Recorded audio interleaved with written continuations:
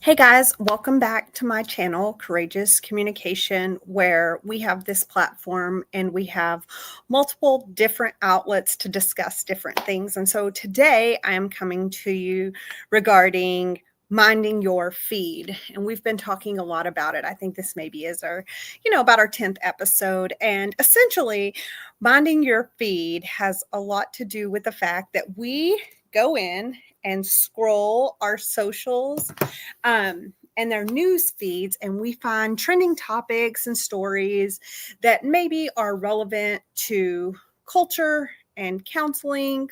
We try to stay away from politics, but it seems like things are super infused politically at this time. So sometimes we dive into that as well. And today, of course, the story of the day is regarding a CEO of a company and a CPO, Chief People Officer. I love how we have changed HR titles to these goofy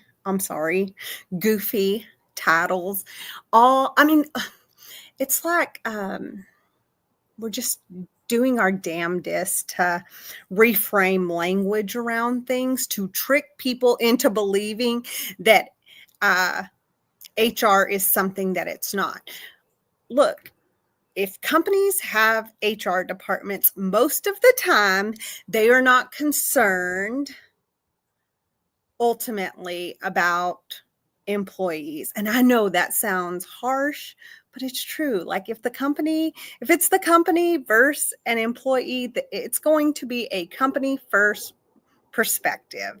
That's the reality. So don't run around calling yourself a chief people officer, because you're only a chief people officer until the company dictates something else. Then you become an HR officer again, which is so funny. But anyways, as you can tell, outside again, because I'm always wanting to get some sun on my body and get into the outdoors, especially if I'm going to be scrolling all day. So the story, let's check it out. And I have a new program that I'm using, so there is a chance that this does not go well. We'll try and see what happens. So I'm going to add this. Did it work? Yes. I can't read it well, but maybe you can. Maybe I'll pull it up here. So here is the moment where the CEO of a large, I believe, like tech company, Astronomer is the business name, and the CPO, the Chief People Officer, get caught in an compromising embrace, I would say. And it seems to be the story is that they are both married, and the embrace was, interesting, but the panic on the face was what really set things into motion. And then the fact that she turns around to hide her face, he kind of looks like he goes down an escalator, which is ridiculous. He's just like and slowly goes away. It's like if I was here and I'm like, oh, I don't want to be seen anymore. Yeah, I'm not on camera anymore. You can't see me, but the damage had been done. And interestingly enough, we live in a time where vigilante justice, that's what I would call it. I'm not really I don't know if this is social justice, vigilante justice. I just noticed my back door is open. I'm closing that.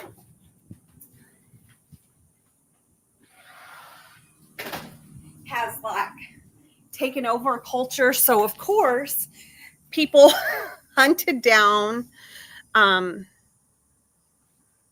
think his name is Andy, and I don't know what her name is. I forget. But Andy's wife, and flooded her Facebook with all these pictures and, sharing the information. I've seen things like this go viral before where someone, sees a husband who's clearly got a wedding band on, and he's flirting with someone on a flight, and they videotape them, and then they're like, internet, do your thing. And we've heard that so many times, like, internet, do your thing. So the internet did its thing, and then we got this gem from CEO Andy, who says that let's see. What was supposed to be a night of music and joy turned into a deeply personal mistake, playing out on a very public stage because, of course, they got put up on the kiss cam. And even like the lead singer of Coldplay said, looks like they're having an affair after they panicked on the kiss cam. He says he wants to sincerely apologize to his wife and his family and his team at Astronomer. He says that they deserve better as a partner and a father and as a leader, you know. Interestingly enough, though, we continue down, and then he also says he wants to express how troubling it is that what should have been a private moment became public without his consent. He says he respects artists and entertainers, but he hopes we can all think more deeply about the impact of turning someone else's life into a spectacle. So I'm going to move on from that. And what I will say to that is a I'm sorry, but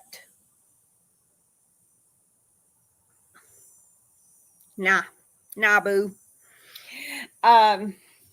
So culturally, where are we in this situation, right? Just so many things have become commonplace, and one thing is, cheating and having affairs kind of like in the public eye and expecting everyone else to go along to get along. And I think this kind of thing maybe blew up on them a little bit. My heart goes out to the spouses of these people that probably had to find out online by it being served up over and over and over to them in a very humiliating way, all because they were dealing with two people who were very hedonistic in nature, which really just means that they were prioritizing their own pursuit of pleasure, and that was their primary motivator. Is that 100% true? I'm not sure, but it seemed pretty hedonistic, and it seemed pretty opportunistic to be like, oh, well, I'm in this dark space. There's, who knows, 60,000 people here. Who's going to see us? What are the chances? But then also potentially putting, they said it was a business outing. So putting other people in difficult and compromising positions. I think about that's the saying of being between a rock and a hard place, when like these two C-suite employees are behaving in this way. And if you want to keep your job, you be quiet and you go along to get along.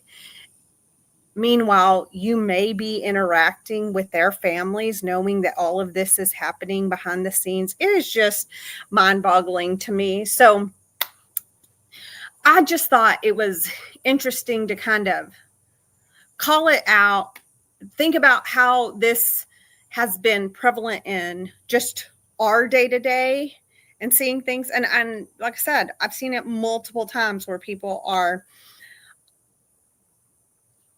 I think, helping people find out that people are, treating them badly or wrongly. And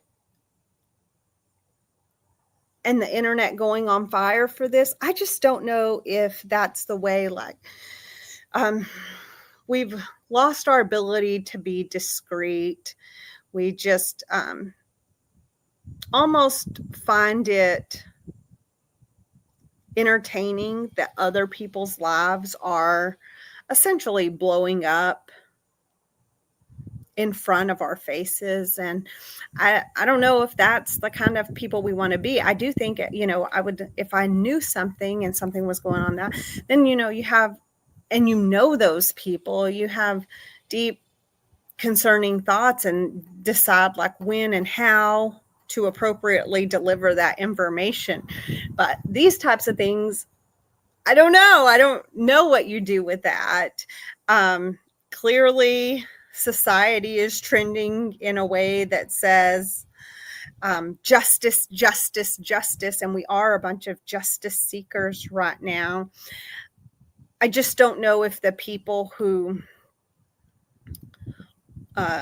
ultimately are being hurt the most by these people's actions feel like that type of justice is helpful to them. So just something to contemplate. You know me, I don't have an answer for things here. We're just checking it out, thinking about it critically, maybe just pondering it and how it's affecting culture as a whole. So that is it for today. That's our Mind Your Feed. And I'm going to be really honest, we're just kind of winging this one because we're not exactly sure how